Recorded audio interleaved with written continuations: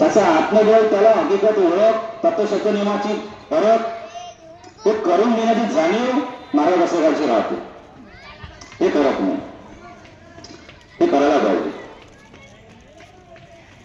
या परमात्म्यामध्ये येऊन मला खूप काही अनुभव मिळाले आणि परमेश्वराची कृपा लागली.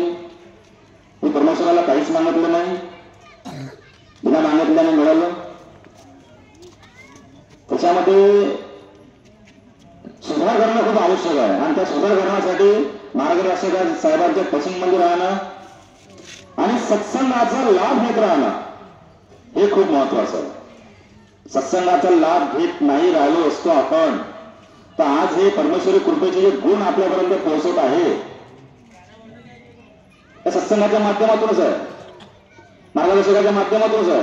हा भगवंताचा चमत्कार आहे. अरे भेटला त्याला सांगा, नाही माझ्या मार्गदर्शकाचा आदेश नाही आहे, इथून आदेश नाही आहे, तिथून आदेश नाही आहे. आतापर्यंत झोपलेलो एक म्हण आहे, झोपणारा व्यक्ती त्याला उठवणं सोपी आहे, पण तो झोपण्याचं नाटक करत आहे त्याला उठवणं कठीण आहे. जास्त वेळ घेणार नाही. तसं आज वेळेच्या अंतर्गतामध्ये मी आता बोलण्याचा विचार होता नाही. उपाध्यक्ष साहेबांनी थोडक्यात बोलायला सांगितलं. संचालक साहेबांना मला वेळ दिला.